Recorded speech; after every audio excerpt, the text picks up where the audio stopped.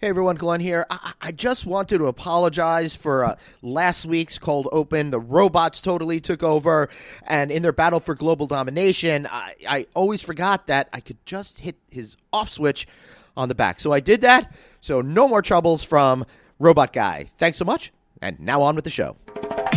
Do you live, eat, and sleep the hotel industry? Looking to brush up on your game? You've come to the right place. Welcome to No Vacancy, the hospitality industry's #1 podcast, with your host, Glenn Hausman.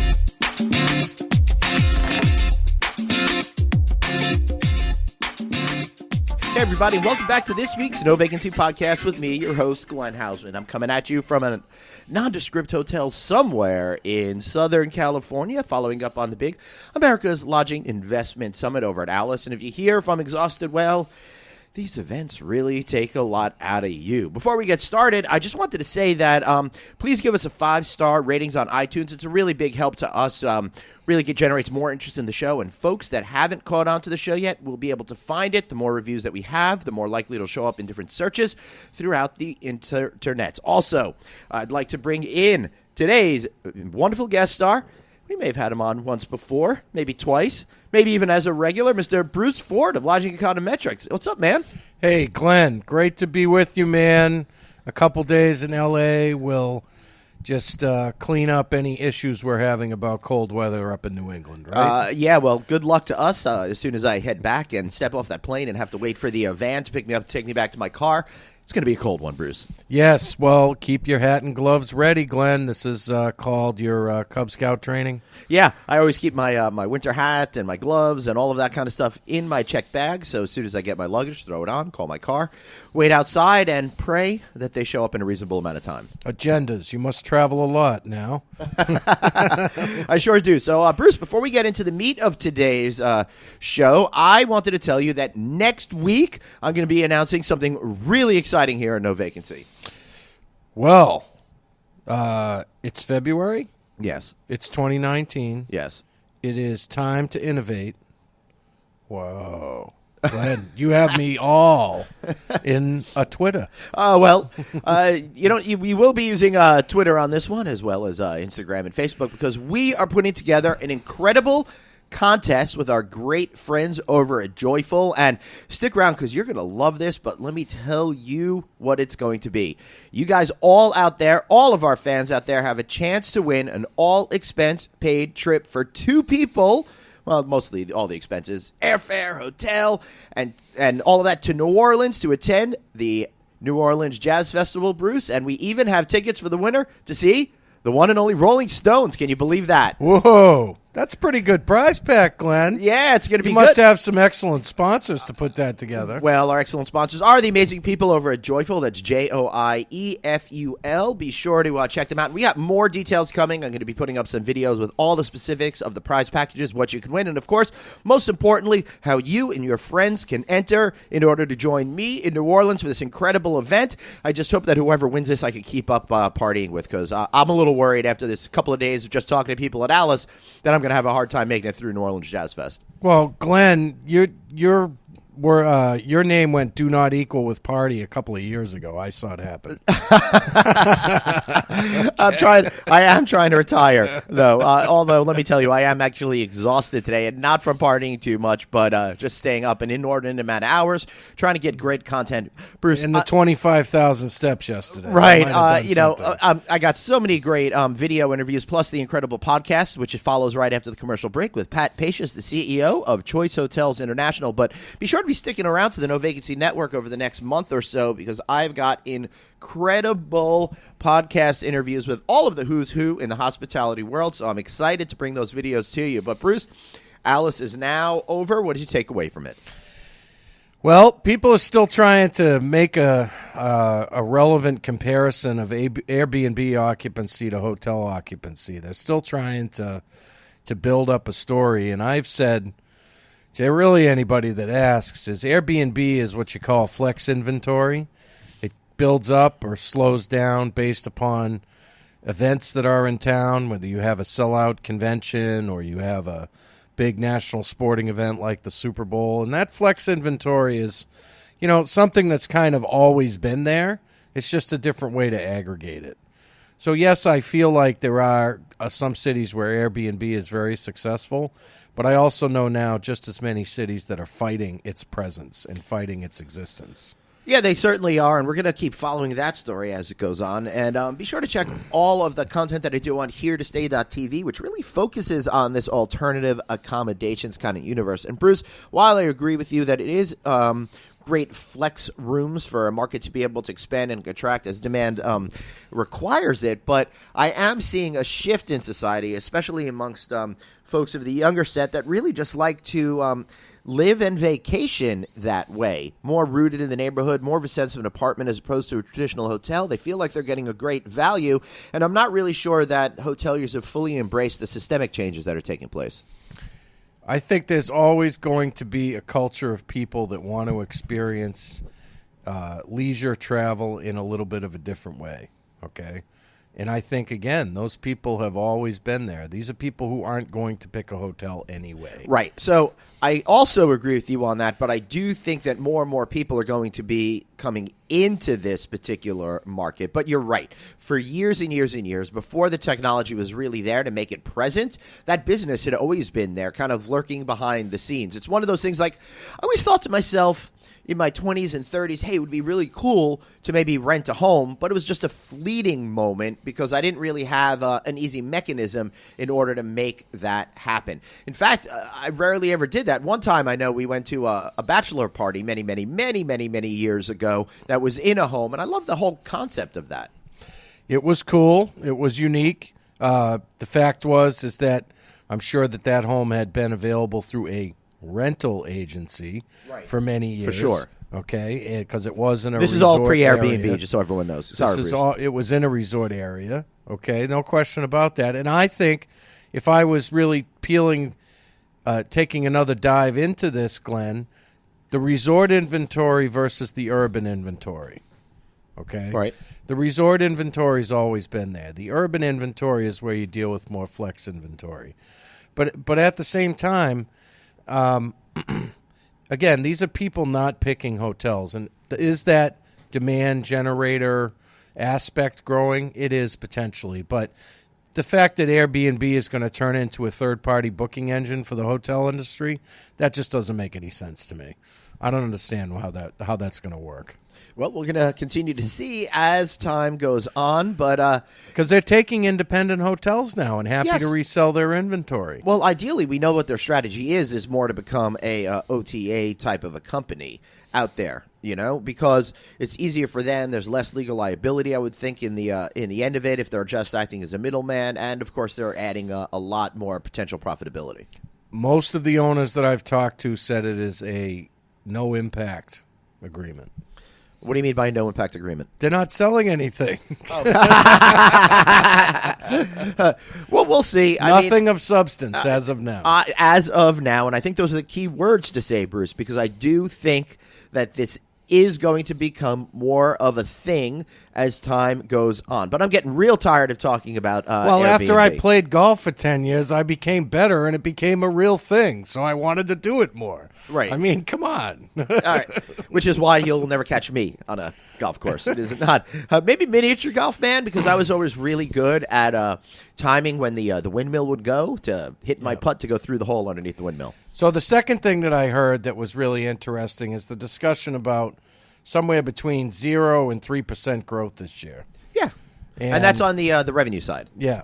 Well, really RevPAR, yep. And because there's some question as to whether occupancy will be positive this year. And there's some question about then how much rate will be pushed up to develop a positive RevPAR, because there's some real concern about what the shutdown did in January to the hotel occupancy.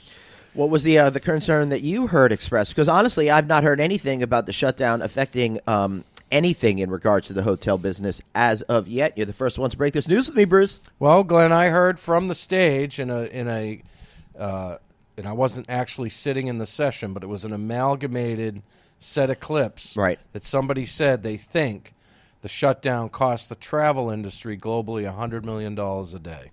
Is that because of government workers not traveling? Well, I'm sure that's a component of it, but that's not the only component because there's government workers, then there's government contractors, and we make that variable because one of them is going to get paid, one of them is not.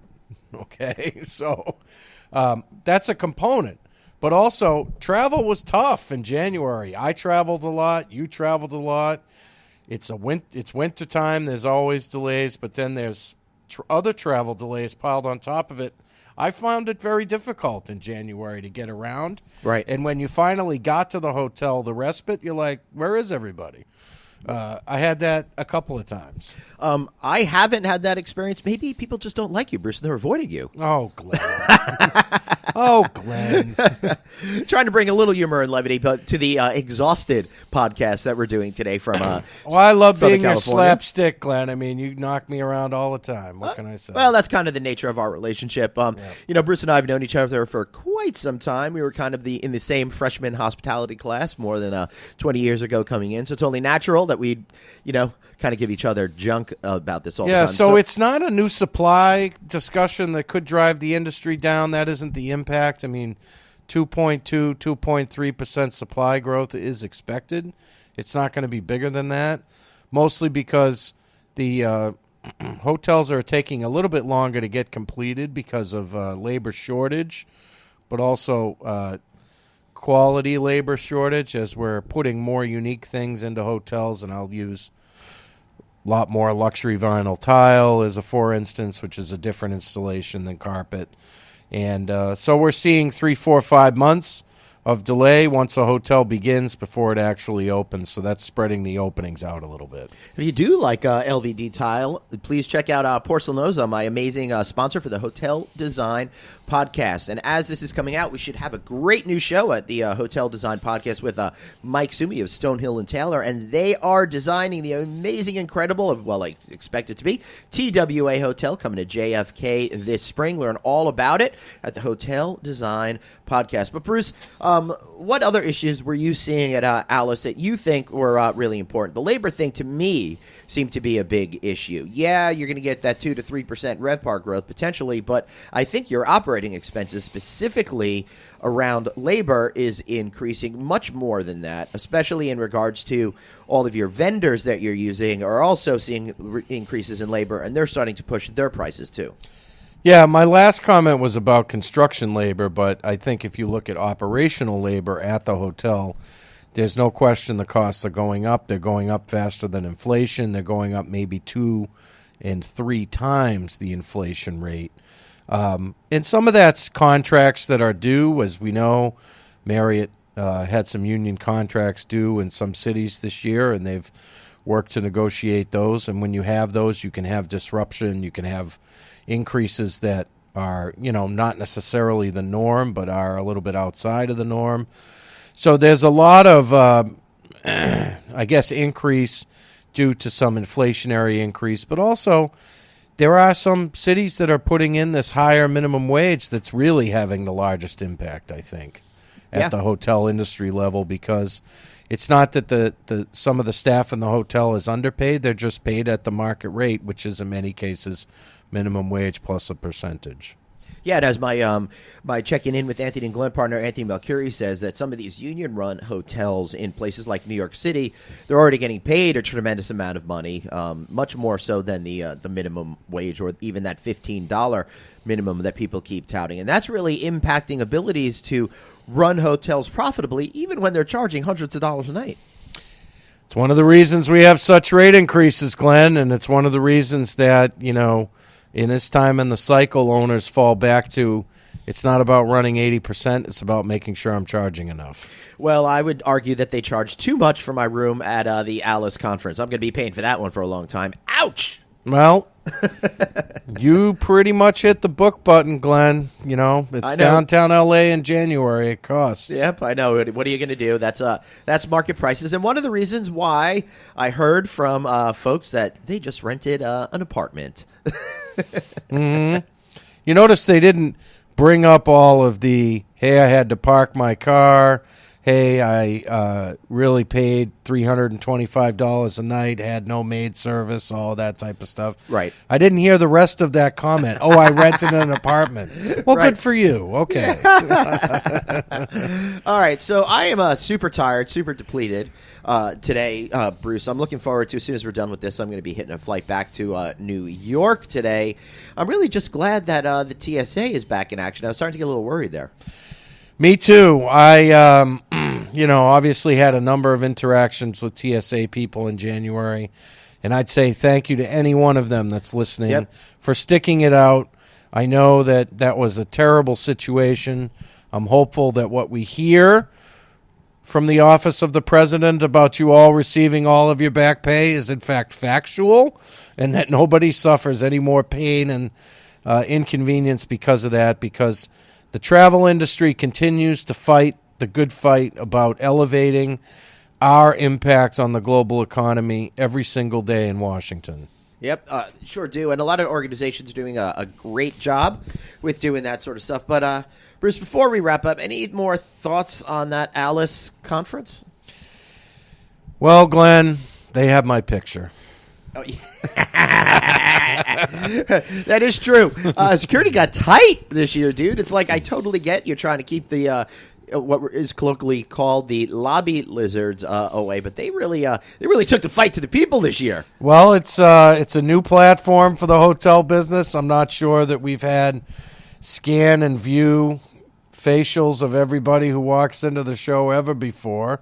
So it was, I think, a new experience for everybody. I want to ask a couple of those interns if they thought that was a useful way for them to spend in a few intern days. I don't know. Did you interview any of them, Glenn? No, I did not interview any of them. I just kept making jokes with them every time I saw them, which really didn't help further the conversation. No, I'm sure putting up with you. Well, I probably made jokes too. I said I was going to be the top scanner. So if you were going to force me to go through this 100 times, I'm going to come through 100 times. Right. Well, you got to give him something. But it didn't work out that way. I mean, as you know, Glenn, the first day is the hardest day. The second day, it's a little bit looser. And then the third day, they almost went away. So right. It's a very public place, LA Live, and I'm sure that they have to deal with that kind of security at that hotel all the time. They have some pretty big events at the Staples and some pretty big events at the Microsoft Theater. So I mean, I'm sure they deal with that all the time. They sure do. I was kind of a little bit weirded out by the whole photo thing. So, as the conference organizer background that I have, I get it. It makes a lot of sense because when you're charging, what is it, up to $3,000 now? Yeah, pretty much. People are going to not want to pay that kind of money. They're just going to want to kind of hang out and do their meetings. They were still there. They were definitely in front of the security blockades, hanging out in the public area of the lobby, which was limited to just pretty much the check-in desk and entree to the elevators. But if you want to go to any of the public spaces beyond that, you need to have your ID and all of that kind of ready to go. And I heard next year they're going to be requesting DNA samples, Bruce. Fingerprint match, DNA samples, doing a family tree, background check. I mean, geez. At least I got hoteliers in my background, Glenn. I might pass. Right, yeah. But with LA being such great weather, I mean, you had so many people that were not affiliated with the conference sitting out back of LA Live, too, in the big plaza area that they had. And you could see them all just hanging out and stuff. So I'll be curious to see if North Star, the current owners of Alice, try to combat that next year. They'll do everything they can. They keep it up. They innovate. It's going to be 2020 next year, Glenn. Yep. Where are you headed off to next, Bruce? Oh, next is HOME for a few days, and then I will see you in New York for President's Day weekend, Glenn. New York, President's Day weekend? What's happening then? Well, I'm going to see Billy Joel at Madison Square Garden. That's right. I think he's got a lot of shows that he's done there. He's now doing. He's been on for 5 years straight. He's been doing at least one show a month. He is played the most shows at Madison Square of any performer. He's coming up on his 70th birthday here in a few months. Big celebration, and it's a very unique experience to see him in Madison Square. It's like his living room. Worth doing. So. Believe it or not, I think Elton John still has more performances than Billy Joel over there, which really surprises me at Madison Square Garden. That's wrong. Yeah? Isn't that strange? Glenn will be back with his research completed on the next No Vacancy podcast. But I do know that Fish has played there 65 times, which I think puts them right after Billy Joel. Okay. Okay. So we got that. All right. So, everyone, I am super stoked because I've got a great interview with Pat Pacious, the CEO of Choice Hotels International, coming right up on the other side of this commercial break. And I love it because we talk all about the history of the company. They're celebrating their 80th anniversary this year. So we took a great look at the roots of the company, where they came from, how it was all put together, and where they are today, and what they expect to be tomorrow. Bruce, how can we find you? Well, you can find me at BFINNH on Twitter. Company is Lodging Economet on Twitter, and, of course, our LinkedIn page for Lodging Econometrics. Our fourth quarter information is all coming out. Nice little uptick on the pipeline in the United States, but the story continues to evolve globally, so check in with us on LinkedIn and Twitter to find your latest facts and figures. And don't forget to give us that 5-star rating. And if you do, and you write a review, I'll even read it on air. So thanks for listening, and we'll be right back on the other side of the commercial break. And in the meantime, remember this. You've got one life, so blaze on. Have a question for your host, Glenn? Tweet him now at Traveling Glenn. No Vacancy, the hospitality industry's #1 podcast. We'll be right back. Hey everybody, Glenn here. You know, Red Roof's been using this slogan for a while. Genuine relationships, real results. And I've got to tell you, from the folks that I've met and gotten to know over the number of years, this is not so much a slogan, it's just who they are and the way that they do business. You know, partnering with Red Roof, it gets you their significant brand awareness, seasoned management team, and an owner-operated perspective that comes with managing some 120 properties themselves. And that's in addition to their award-winning marketing department, a richest in-class loyalty program with more than 2.5 million members, and a franchisee satisfaction rate of 86%. Plus, they're #1 in online guest reviews 8 years running. But that's not all, no. Red Roof Plus, the brand extension that created the upscale economy segment, has dramatically affected owners' financial results. Then, of course, you got the Red Collection, a group of mid-scale unique hotels that are hyper-local and inspired by each city's vibe and culture, with brand standards based on consumer wants rather than design mandates. And for franchisees looking to get into the explosively fast-growing extended stay market, well, Hometown Studios by Red Roof now has more than 50 freshly renovated properties in 35-plus markets. So today it looks like many of the industry's best opportunities can be found under, here it comes, the same roof. Each offering genuine relationships, real results. Learn more by visiting redrooffranchising.com or call 888-473-8861. That's 888-473-8861. Tell them Glenn sent you. Back to the show. It's No Vacancy, the hospitality industry's #1 podcast, with your host, Glenn Hausman. Hey, everybody. Welcome back to the No Vacancy podcast with me, Glenn Hausman. But you know that. You've been listening to the show. My name's right there in the title. I'm sorry I'm so excited today, but I have back with me Mr. Pat Pacious, the CEO of Choice Hotels International. I feel like this is going to start to be a yearly occurrence. And Pat, it's great to have you here, but more importantly, what are you thinking? Most people talk to me and they're done. Well, Glenn, you're such an engaging character that I miss it. And I said, I haven't spoken to him in a while. Right. Let's have another sit down with Glenn. Well, I'm really excited that we're having a chance to do this today. And it's very exciting because you folks are celebrating your 80th anniversary this year. Not you personally. I know you're quite younger than that, but must be an exciting experience for you being part of a brand that has such a rich heritage. It really is. And if you think about companies, for companies to be around 80 years is unusual. And to do it in the hotel space is really exciting. If you think about where the company started in the late 1930s, 7 hotel owners. Right. Now we're over 7,000. And that's the really exciting thing, is the opportunity to be part of something that's really been at the core of the hotel industry for 8 decades. Right. So let's talk about that 7 hotels, because I actually, a little behind-the-scenes secret, I was given some talking points for this particular interview, which is nice, because usually I come into these things with no plan whatsoever. But one thing I learned is it was a non-profit organization when it started. That's really interesting to me. Yeah, so they were it started with travelers heading down to Florida, and they would stop at a hotel, and they say, I'm going to drive for maybe another 50, 75, 100 miles. Can you refer a hotel to me? And they started out as a referral chain, as a cooperative. And when the Bainham family, who's still a significant shareholder, and our founder's son is our chairman today, became involved with the business in the mid-1960s, they turned it from a not-for-profit into a for-profit business. And so that really sort of began to accelerate then the growth and the access to capital and the interest of other owners when they shifted to that model. And you think about it, that was 20 years into the existence of 30 years almost into the existence of the business, shifted the model to a for-profit model. So what was the motivation to move it to a for-profit model other than, good old money? Well, it's interesting. The way the business was run was as a not-for-profit. Right. It's less sort of, it wasn't run as efficiently as you would in a for-profit model.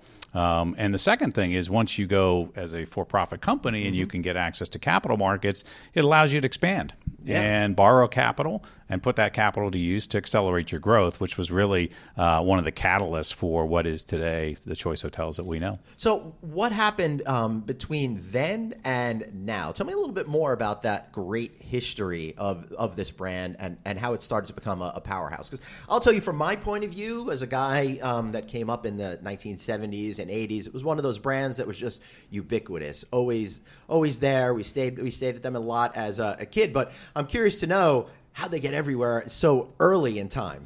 Yeah, well, it was through innovation. The company grew at a fairly moderate pace through the mid-1970s. It's interesting because if you remember the gas crisis in the 70s and all those lines, you had to go, wait in a very long line to get gas. That created a lot of economic disruption in the United States, and the company was in a little bit of peril. So this company has not always been, in the growth mode, but that survival mode led the company to think more about the asset-light model.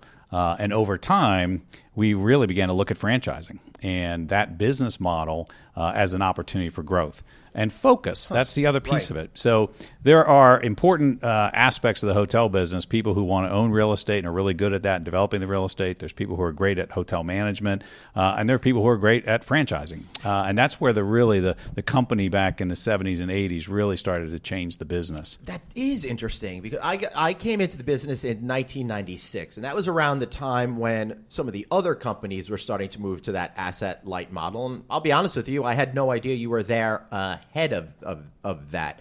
That really informed the future of the brand doing that at such an early time. It did, and what was interesting was another innovation at the same time, which was the segmentation in the hotel space. You really didn't have all the brand segmentation that we have today until Choice Hotels introduced Comfort Inn. Right. Bob Hazard, Jerry Pettit, the leaders of the organization at that time really came up with a unique concept that was married to this asset-light model in the 1980s, which was a very significant growth period in the U.S. And so that really got the Comfort Inn brand moving at a very fast pace. It was really a different model. This limited service, mid-scale, upper mid-scale product was something new in the marketplace. And most people who are my age, I'm early 50s, remember traveling across the country or going to see grandma, and they would stop at a Comfort Inn. Yep. And so that's how the brand really got going from that perspective. And that was really an innovation that has, again, been copied by many other companies. When did you come into the hotel industry? So I really started, I was in the Navy to start after college. Yeah. 6 years in the Navy, then went to business school. When I got out of business school, I worked for a company no longer around. Talk about 80 years of history, called Arthur Andersen. Right. And Arthur Andersen had hotel companies as their audit clients and their consulting clients, and I was on the consulting side. So I did work at Marriott, IHG, and a lot of work at Choice Hotels. So that was sort of the late 90s. And then in 2005, I said to myself, I'm tired of traveling. Right. So I'm going to go work for Choice Hotels, which was, not too far from my home, which was great. But I forgot that I'm in the travel business. Right. I was about to say, we are talking 2,500 miles away from your home right now. Exactly. So when I told my wife and kids that I'm not going to travel as much, it didn't really turn out that way. Right. Yeah. Every time I tell my wife I'm going to stay home a little bit more, she just just stares at me. Doesn't even give me an opportunity to have a response from her. So one of the things about being a company, I think, for 80 years is you have that rich heritage in order to build upon. So how does that affect how you look at the future, really, if at all? It impacts us every day. When I look at the success of the business over the last 80 years, it is really based on us focusing consistently on the owner's return on investment. If that hotel owner, I can drive more top-line business to them and reduce their cost of running their hotel, then they're going to come back and do more hotels with us. Right. Half of our development pipeline comes from our existing owners. And when our owners have the opportunity to leave the brand, these are 20-year agreements. Right. 99% of the time, they want to stay with us. Wow. So that's a fantastic. It tells us we're doing the right thing by focusing on that owner's return on investment. Yeah, it surely does. Now, if someone makes it to the end of that 20-year run, how typical is it for them to stay with that brand or maybe change brands within the family of brands? Because as one of the things that I've learned over time, and I don't know if the listeners understand this, sometimes it makes sense that asset won't perform at a particular level, so you change the brands within that brand family in order to continue to produce those room nights that you need. That's right. And we, as a company, because we have 12 brands, we have the ability for an owner who says, you know what, I want to move my hotel up market. So they're going to put capital into it, do a PIP with us, and move it from, let's say, a Quality Inn to a Comfort Inn. We also have owners who decide to make a different a decision where the mortgage is paid off, the asset's cash flowing. They're looking at that PIP and they're saying, this model and the market I'm in really is not upper mid-scale anymore. I want to be in the mid-scale segment. So they might move from a Quality to a or from a Comfort Inn to a Quality Inn. Wow. People pay off their mortgages. That's awesome. Well, and what's interesting is when, and you may say to yourself, oh, gee, why would you move down brand? Some of our owners who move from a Comfort to a Quality, actually most of them, the return on investment actually goes up.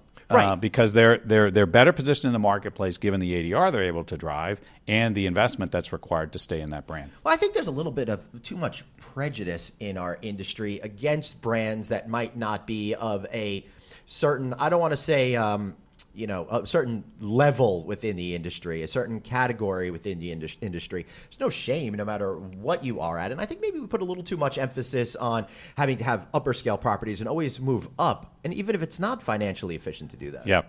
I have a saying I use internally. There's some folks who want the return on ego, right? And there's others who have return on investment. And it's sometimes it's what are the brands you say, hey, I want to brag about my brand to my friends, or do you want to be able to brag about your brand to your banker? And that, those are the difference in sort of how different real estate owners and hotel owners think about the brand. Oh yeah, for sure. When probably around 2003, I took a little course correction and I did PR for a little while. And I was helping represent a major luxury hotel in New York City owned by an eccentric billionaire, right? And he didn't really care about profits. It was all about his ego and stuff like that. And I think I got a really good dose of what the hotel industry can be with certain stratas of people over there. I don't expect you to comment on that because I don't want to put you up against the fence. But it was really interesting to see that sometimes it's not about money. It's just about the prestige. And that's something I love about this hospitality industry is that it can be so cool, and people look at you and go, hey, look what you got. Well, it's interesting because I think if you look at the brand we have, our Ascend collection, we have a lot of owners who have put their passion into making that a unique hotel. A lot of really interesting stories go along with why does this asset, where it is, the location they picked, the design elements in the brand. And those are owners that are really passionate about their guest experience and their vision of what their hotel should be. But we also said, well, we can help them also have a good return on investment too by plugging into our distribution platform, our training, our revenue management, our loyalty program. All of those things allow an individual who has the different sort of individual passion to make their hotel look different than anything else that's out there, but also take advantage of being part of a world-class platform like Choice Hotels. I think that really fits into where we're going today. And you guys were very forward-thinking in regards to that. And I don't think you get enough credit for really inventing this particular segment. It frustrates me that all the other major hotel companies and some of the smaller companies all got involved in this business, but you created the Ascend collection and the whole soft brand category. I really think it was a game changer for our entire industry. It really has been. And for us, when we look at the size of the Ascend collection relative to our competitors, nobody's at the size that we're at. We did 70 agreements last year across the globe for Ascend Collection hotels. So it's really been an interesting model, not just for the owners, but from the standpoint of the growth of the collection of hotels. It's really been a game changer for us. And it really starts with us listening. It's a thing I talk to my executive team about. I talk to our owners a lot about is listening, not just to the guest, but listening to the owners and ask yourself, what are they asking for? What do they really want to do with their asset? That's where the Ascend collection came from. We had owners who said, I don't really fit in one of your brands, but I love your distribution system. I love your loyalty program. I love the training. Can I be affiliated with Choice Hotels in some way? And that led to this whole idea of a soft brand, which has taken off and really been a huge success for us. Yeah, it really has been. And, that was an industry first. And again, just to go back to, I did get prepped on a couple of factoids here. Also, the first, since you're celebrating your anniversary, I love this little look back. First company for daily change of linens. First company for 24-hour desk service. And first one with non-smoking rooms in every hotel worldwide. Who would have thought there was a time when every room was a smoking room? That's right. But it's funny. And then you had to do it in your dirty sheets, I guess. Yeah, exactly. But it was amazing how controversial those things were at the time. Right. And it's interesting. You look at today's environment, it's a pretty disruptive environment, demographically, digital disruption, political, all types of things that are sort of creating a lot of uncertainty. But I think it's brands that have kind of been thinking over the long term. Right. Where are the trends headed? Where does the consumer want to go? People want to be healthier. People want to have a more active lifestyle. People want their linens changed every day. There's brands we have where they don't do that, where people are saying, I don't want daily housekeeping and I don't want to pay for it. The more modularity and flexibility we can have in our brands that open it up to the consumer and do what they're asking for, but do it in a way that makes sense economically and financially for the owner. Right. That's where you find the right sweet spot. Yeah, that's really an interesting point. So how do you inform yourself then on what are those next moves to make? And let's just say you bought Woodspring Suites back in the fall of 2018. We're recording this in January of 2019. It's been, in my opinion, successful by all means. The development pipeline has exploded since you took it over, but what made you want to focus on that particular part of the market, and what attracted you to that particular company? So again, it's listening. I don't want to correct you a little bit, but we've owned it since February of last year when we closed on it. That long ago? Yeah. Thank you for correcting me. And holy cow, time is going fast. It is moving fast. I cannot believe that it's been that long already. I thought the deal closed a few months ago. No? I'm getting lots of nods now. We closed it in February. Right. But the first to be fair, maybe I'll just edit this entire thing so I don't look foolish. But no, that's not true. I'm way too lazy to edit it. But the first thing I did day one was to call a number of the significant owners in the company, in the legacy Woodspring brand, and get an understanding of what made you successful. A lot of times I've been involved in my prior consulting career with integrations of assets. The history and the data shows a lot of these things don't go as planned because you don't find the value drivers and preserve them in the process. So the first thing I did as the CEO was reach out to these owners, welcome them into the brand, but also tell them our goal was to grow the brand, help the owners make more money. And we've been successful in doing both of those things.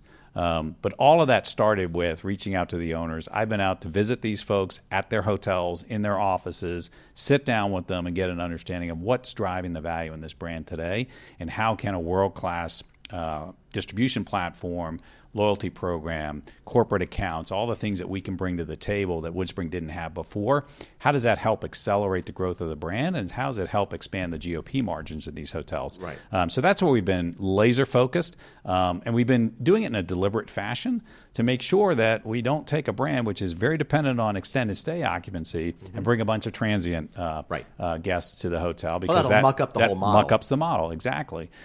So being planful and being deliberate and making sure we're taking this right along the way has been our focus, and it's been very successful. If I look at the health of the brand, every one of the business delivery channels since we took it over last February has increased. The website, The call center conversion is up. The global sales accounts and the number of people we have out selling have grown.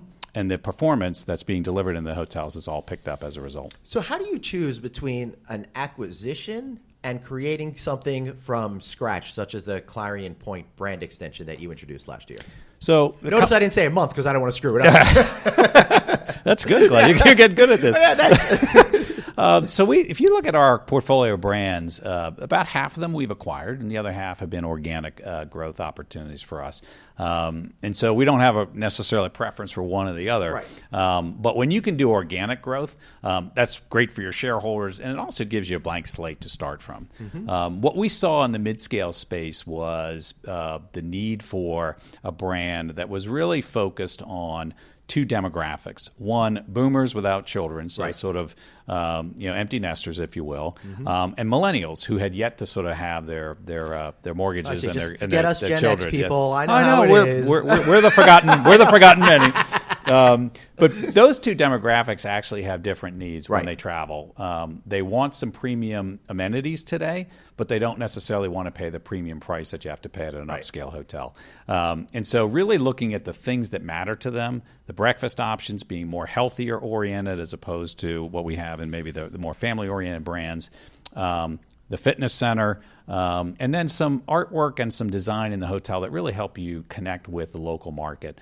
But do it at a mid-scale price where an owner who's got a mid-scale hotel has a certain amount of budget they want to put into the asset can fit that. And so we found a fantastic niche.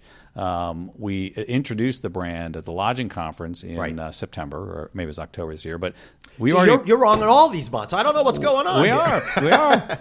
But we already awarded 21 contracts last year for Clarion Point, and we see it accelerating this year. So we're really excited about it. The market opportunity we saw, there's probably about 1,000 hotels out there that fit the profile of what we're looking at.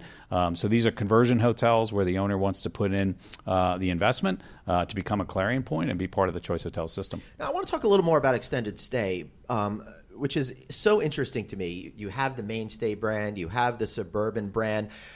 I see this category as really exploding right now. I think there's been a major shift in the way that people want to stay, work, live, and I think extended stay plays a big part into that. First of all, do you agree with that statement, and how do you expect to leverage that trend if I'm right in the future? Absolutely. We have 350 extended stay hotels in the U.S. The WoodSpring acquisition really reinvigorated that segment for us. But our suburban brand last year, we awarded 4 times as many contracts in 2018 than we did in 2017 because of that renewed focus. Mainstay Suites, a similar type of acceleration in the growth in the number of contracts awarded.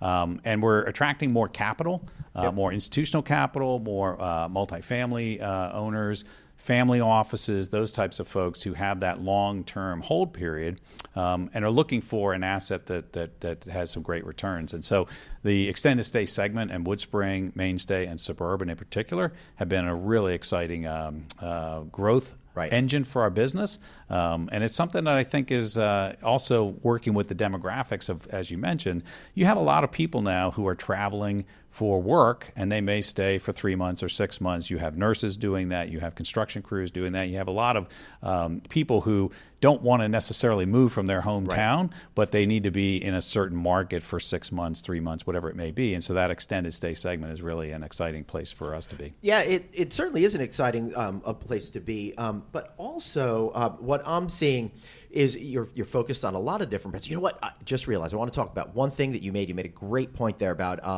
institutional investors and multifamily owners. The WoodSpring ownership community, before it was purchased by Choice Hotels, was really interesting to me because it was made up mostly of a group of non-traditional hotel developers. I think that's an interesting trend. And now you're getting big players such as Concord now investing huge time, 20-something? 27 hotels they just signed a deal with. That's right. So that's an interesting mix of people. And I think we're at that time of the cycle where those folks that already have those established WoodSpring properties are probably looking to expand into other hospitality asset classes. Yeah, so what's interesting is the existing WoodSpring owners, they're real estate investors. They're not your traditional hotelier.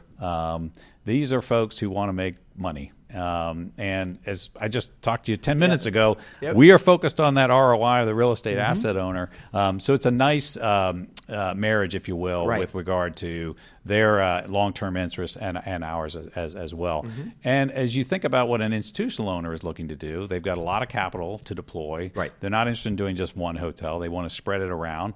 And they've got longer hold periods today than they might have with someone who just wants to develop the hotel, get it ramped up, and sell the asset. So that's a nice marriage of institutional capital in a segment where it allows for that.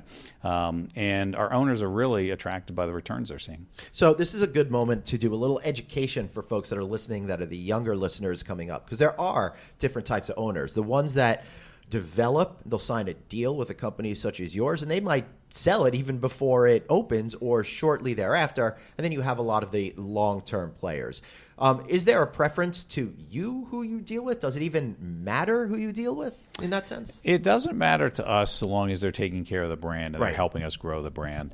If you look at, and it's kind of interesting by segment, you tend to see more of what you just talked about, more in that upscale, upper upscale part of the hotel business.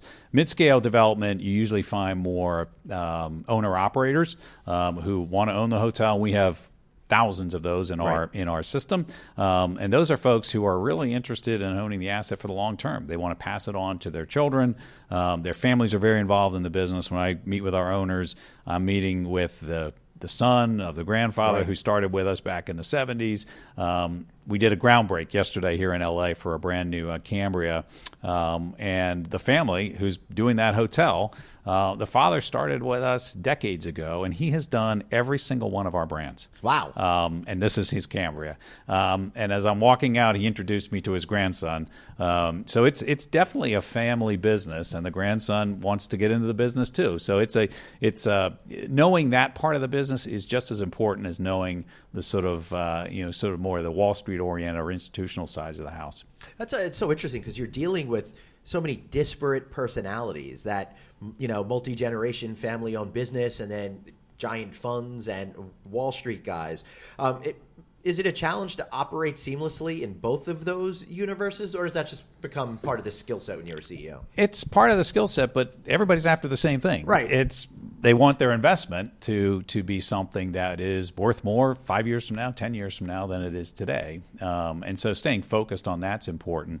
But that all starts with the right location, the right prototype that you're building, the right cost per key, and getting the financials right. And then layering on top of that the business delivery, which the company's been doing for 8 decades successfully and will continue to do so.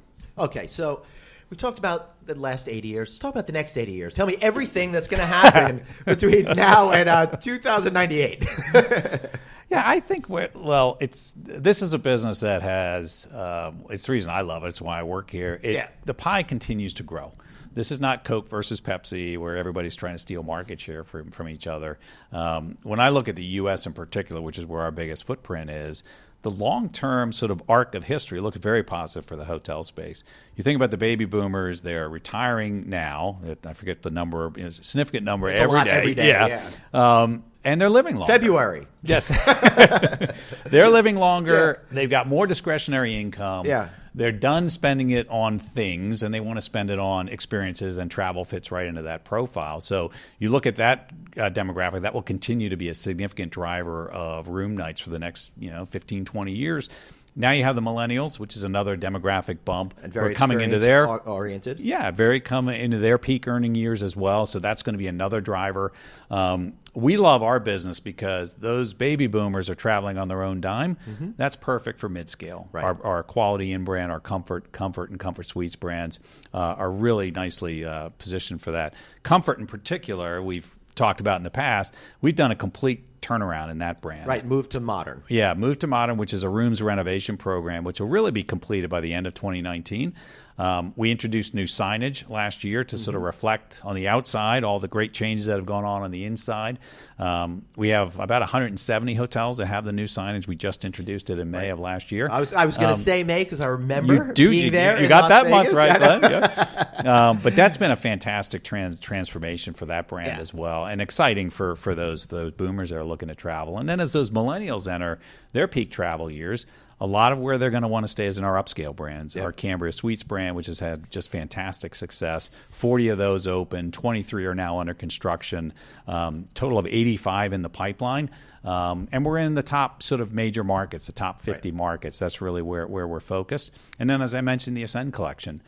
Just if you're looking for that unique boutique or historic hotel, we have those as well. So we really feel good about sort of where we're positioned. I don't know about the next 80 years, but it's a great long-term view for the business. So you've been really good in this interview, so I'll let you get away with not telling me about stuff in the 2070s. But I do want to look to the future a little bit. We talked about the baby boomers. We talked about the millennials. But I'm starting to have conversations, and I'm starting to focus on Generation Z. And now millennials, the oldest millennials are already 39 years old. Generation Z, there are those kids that are still in college. They're already made it to that level, as well as young ones more like our kids' age. Are you starting to think about that generation and the habits that they're going to be thinking about when they travel? Oh, absolutely. I think you have to kind of look at the brands they're preferring. You look at the way they're living their lives. So much of it is being lived online, much to my chagrin. When I go to a restaurant with my kids and everybody's staring at their phone, I just text my kids. Yeah, it's right. They're right across the table from me. Yeah. Actually, we have a rule: no phones allowed at mealtimes. Yep. Yeah. I've tried that rule. It didn't work. But you have to look at that, and so you have to ask yourself, what are they looking for? Right. And you have to make sure that the Wi-Fi that's in the hotel, and that's all changing with 5G coming. Yeah. You can make a bunch of investment in your hotel asset that's going to be obsolete in 2 or 3 years. So you really have to be thinking not 2-3 years out, but you have to be thinking 5-10 years out. These are assets that are going to be around for 20, 30 years as you think about building a hotel. So you have to think about it that way. The second thing you have to think about is, more importantly, how are you going to attract them? Right. We as a company have spent a lot of investment on our technology platform. Mm-hmm. Just this last year, we moved our reservation system to a brand new system that we put in the Amazon cloud. We've invested a huge amount of money in data analytics, particularly inbound third-party data analytics that's going to allow us to really go out and attract new customers to our brands. And you have to go where they are. We've done some interesting partnerships with Google, with Amazon, in order to make sure that we are getting those consumers through the customer acquisition process to our hotels, and do it in a way that's not onerous for the owners from a cost perspective. You mentioned Google. That would be the Book on Google platform. That's right. Yes? Yeah. So they could just go on Google and, I guess it's right there in the name, Book on Google. That's right. Yeah. So rather than, and we know that's where most hotel searches start, and so rather than have someone go to that and then click over and go, shop on some other site, and then they end up back on the Choice Hotels platform, it makes it very seamless. So when they find the hotel they're looking for on Google, it plugs right into our reservation system, and it's really, again, this is about reducing friction for the customer. You hear that constantly everywhere you go, but customers want to be able to find something quickly. Speed. It's all about speed. So this is really allowing us to do that, and it's, again, doing it in a very cost-efficient manner for our owners. What's the most exciting opportunity that you have in the next couple of years, do you think, personally? It could be choice. It could be personal. It could be anything. It could be wondering whether or not I'm going to get the months right when we talk about the acquisitions that you've made. Anything. Yeah, and I think the exciting thing is the things we're working on. I think we have, 20,000 upscale rooms in the U.S. today. That number is going to grow exponentially as the Cambria and Ascend models continue to grow. I'm really excited about comfort. That when you asked me what gets me sort of out of bed in the morning. When I go and meet with our owners, I get a thrill out of doing that. First week of the year, I went up to see our owner. It's just up the street from our headquarters. Right. I walked into his hotel and he said, "Welcome." Every CEO of the company has walked through these doors. He's been with us since the early 1980s. Wow. He's been with us, I think, 33 years. And to sit down with that owner and hear what he bought when he first bought his franchise, why he continues to invest with us. He's just done the Move to Modern program. He's got his signage on the way. It's exciting to see the passion he has. But the thing that was really differentiating was meeting his people, the people in his hotel. His director of sales, she'd been with him 20 years. Wow. His engineer, 21 years. Front desk people, normally you think, lots of turnover. One's been there 6 years, another had been there 12 years. these owners and their success all comes down to the people side of the business and the relationships they have with those folks who are serving those guests every day. And that's kind of what, there's the money aspect of the business, there's a growth aspect of the business. But when you're meeting people who have gone all in with you and they've got a passion for this industry and for your brand, that's pretty exciting. That is exciting. And too bad you can't bottle that and, get it, spread it around all the Choice Hotels family, because a lot of folks out there are having a hard time keeping those employees, especially right now in full employment. But that's a conversation for another day. Before we wrap up, I would like to ask something a little bit more personal. Watching any TV shows that you're really into right now? Maybe you're excited for Game of Thrones return. I am excited for Game of Thrones return. It took me a while to get into that. My kids always get into these things first, and then they introduce me to it.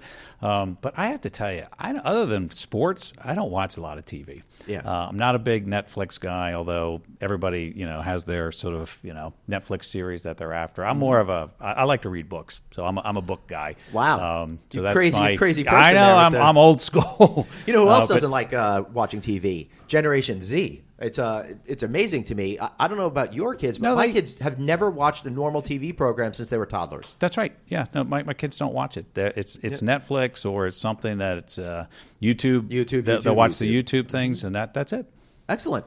Any final thoughts before we wrap up? Did I miss anything that we're supposed to talk about here? No, I think you got it all, Glenn. This awesome. is we're here at Alice. It's sunny out here in LA. It's like 7 degrees back home. So I know.